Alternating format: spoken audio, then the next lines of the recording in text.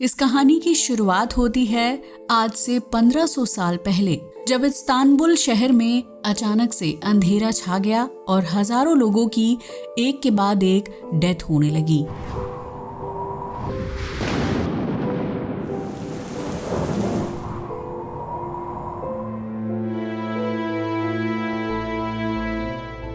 जिससे ये शहर न रहकर एक अंधेरा कब्रिस्तान बन गया, जहां शहर के ऊपर काले घने बादल और नीचे केवल गर्मी के मौसम में पड़ती बर्फ, इंसान, जानवर और पक्षियों की डेड बॉडीज ही थीं।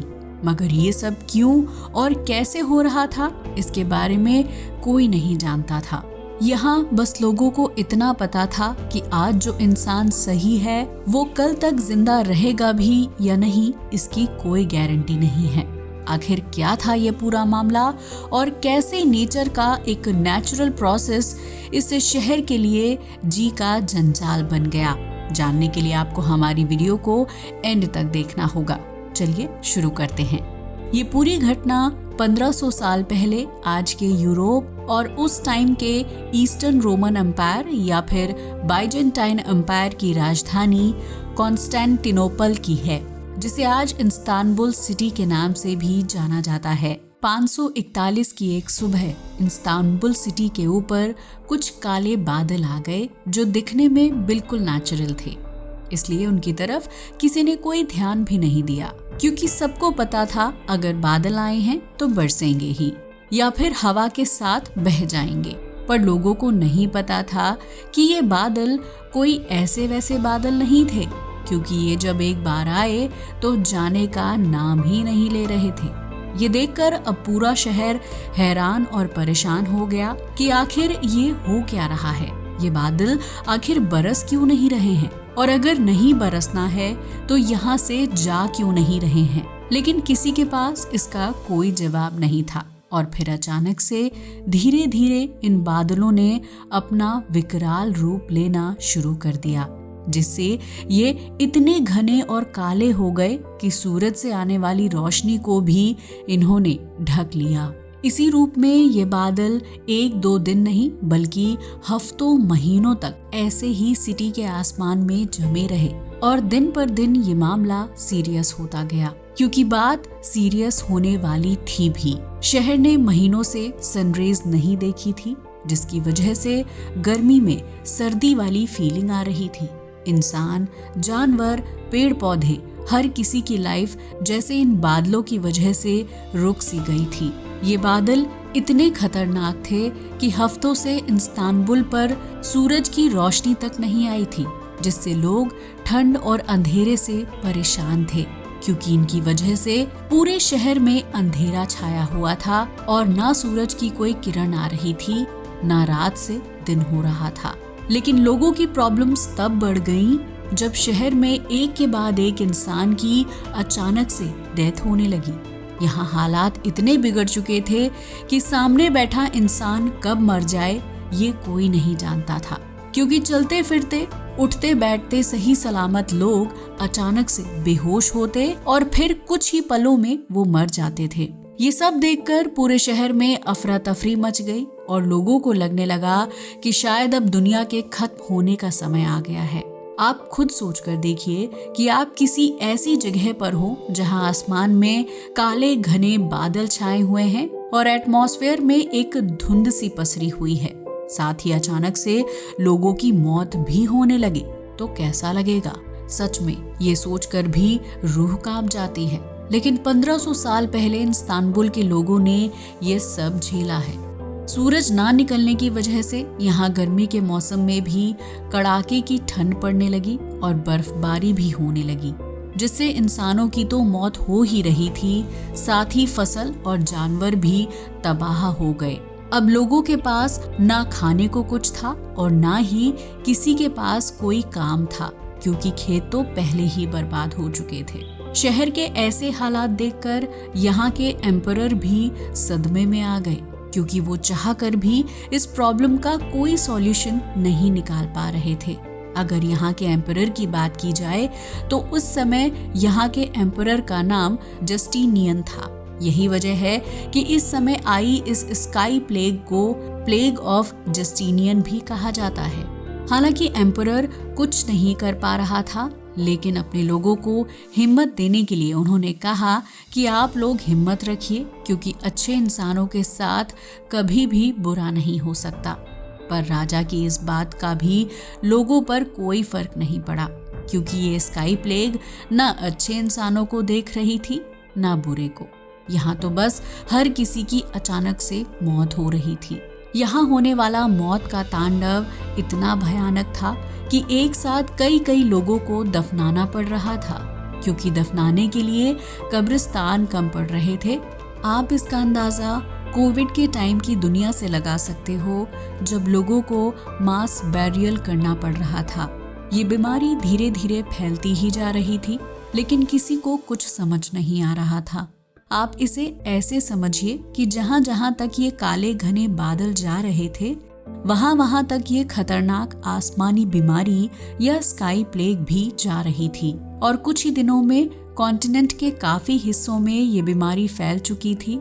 आप इसका अंदाजा इसी बात से लगा सकते हो कि आज के स्पेन, फ्रांस, इटली, तुर्की, मोरक्को, ग्रीस, सीरिया और ईरान तक ये बीमारी आ चुकी थी। लेकिन इसका सॉल्यूशन अभी तक किसी के पास नहीं था, क्योंकि ये वो ही दौर था जब फौज के दम पर दुनिया को जीता जाता था। वैसे तो बाइजेंटाइन एम्पायर के पास भी एक अच्छी खासी बड़ी फौज थी, लेकिन इस बीमारी में फौज किसी काम की नहीं थी, क्योंकि फौज दुश्मनों से लड़ सकती है, लेकिन उस दुश्मन का क्या करें जो बीमारी बनकर उनके लोगों को खाता जा रहा था। उसमें तो कोई कुछ भी नहीं कर सकता था। और ना ही उस टाइम पर विज्ञान ने इतनी प्रगति की थी कि वैज्ञानिक रिसर्च करके पता लगा सकें कि एटमॉस्फेयर में ऐसा क्या फैल रहा है जिसकी वजह से चलता हुआ इंसान बेहोश होकर गिरता है और पल भर में उसकी जान निकल जाती है। अब तक किसी को कोई सॉल्यूशन मिला भी नहीं था कि अचानक से बाइजेंटाइन एम्पायर का राजा भी इस बीमारी का शिकार होकर मर गया। अब तो लोगों में और भी अफरा तफरी मच गई कि जब राजा ही नहीं बचा है तो लोगों का तो क्या ही होगा। 1500 साल पहले आई ये बीमारी इतनी खतरनाक थी कि इसने करोड़ों लोगों को अपनी चपेट में ले लिया था, जिसकी वजह से इसे दुनिया का पहला पैंडेमिक भी माना जाता है और हिस्ट्री में इसे प्लेग ऑफ जस्टिनियन नाम से जाना जाता है। वैसे तो ये खतरनाक बीमारी पूरे कॉन्टिनेंट में लगभग 2 साल तक चली थी, मगर फिर भी किसी को ये पता नहीं चल सका था कि इस बीमारी का रीजन क्या है। और ऐसा लोगों ने क्या किया था कि नेचर इतना बेरहम होकर लोगों पर अपना कहर बरसा रहा था, जिससे सर्दी, गर्मी, बरसात सब एक जैसे हो गए थे और सब में सिर्फ बर्फ ही बर्फ पड़ रही थी, जिससे इंसान, जानवर, पेड़ पौधे सब बेहाल थे। लेकिन जैसा कि हमने अभी बताया कि उस टाइम पर साइंस की इतनी डेवलपमेंट नहीं हुई थी, इसलिए लोग इसे कुदरत का कहर और आसमानी बीमारी बता रहे थे। मगर आखिरकार 2013 में वैज्ञानिकों ने इस स्काई प्लेग के बारे में पता लगा ही लिया कि करोड़ों लोगों की जान लेने वाली इस बीमारी का रीजन आखिर था क्या। वैज्ञानिकों का कहना है कि करोड़ों लोगों की जान लेने वाली इस बीमारी का राज ग्रीनलैंड में छिपा हुआ है। लेकिन इस्तांबुल और ग्रीनलैंड के बीच तो 5000 किलोमीटर की दूरी है, तो फिर इसके साथ क्या कनेक्शन हो सकता है? वही कनेक्शन हम आपको बता रहे हैं। अगर ग्रीनलैंड की बात की जाए तो ये हमारी धरती का ऐसा भाग है जहाँ पर कभी गर्मी नहीं होती और यहाँ का टेम्परेचर हमेशा माइनस में ही रहता है। साथ ही वैज्ञानिकों का कहना है कि यहाँ पर 1 लाख साल से भी ज्यादा टाइम पीरियड की बर्फ जमी हुई है। इसलिए इस्तांबुल में जो बीमारी एटमॉस्फेयर में फैली थी, उसका राज भी कहीं न कहीं इस बर्फ के अंदर जरूर दबा होगा। लेकिन सोचने वाली बात है कि ग्रीनलैंड में तो बर्फ की बहुत मोटी परत है, तो फिर कब तक की और कहां तक की बर्फ की रिसर्च की जाएगी जिससे 1500 साल का राज पता चलेगा? इसके लिए वैज्ञानिकों ने एक अनुमान लगाया है कि यहाँ 1 साल में 5 सेंटीमीटर बर्फ जमती है। इसलिए अगर 1500 साल पहले का क्लाइमेट डेटा जानना हो तो यहाँ पर लगभग 75 मीटर नीचे की बर्फ की जांच करनी होगी।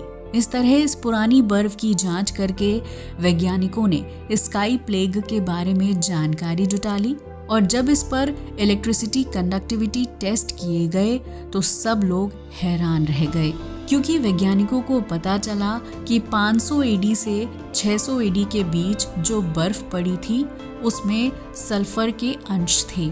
और ये तो आप जानते ही हो कि सल्फर डाइऑक्साइड बहुत ही खतरनाक गैस होती है जो इंसान, पेड़ पौधे और जानवर सभी को नुकसान पहुंचाती है।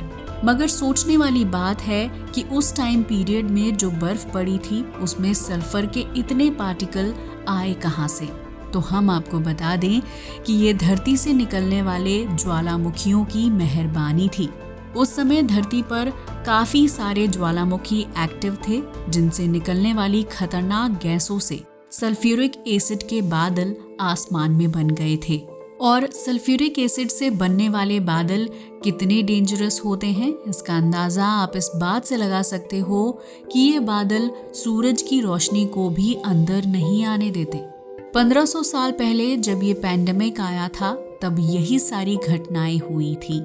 और अब आखिरकार 1500 साल बाद इस मिस्ट्री से पर्दा उठ गया कि कैसे एक खतरनाक ज्वालामुखी की वजह से यूरोप में करोड़ों लोगों ने अपनी जान गंवा दी थी। मगर सोचने वाली बात है कि वो ज्वालामुखी आखिर कौन सा था जिसकी वजह से करोड़ों लोगों ने अपनी जान गंवा दी थी। वैज्ञानिकों का कहना है कि इस्तांबुल से 11,700 किलोमीटर दूर अल सल्वाडोर में मौजूद लेक इलोपंगो में मौजूद वॉल्केनो इसका रीजन था। असल में 1500 साल पहले लेक इलोपंगो में एक खतरनाक ज्वालामुखी विस्फोट हुआ था जिसकी वजह से वायुमंडल में सल्फ्यूरिक एसिड फैल गया था, जिसका खामियाजा 11,700 किलोमीटर दूर के इस्तांबुल निवासियों को चुकाना पड़ा था।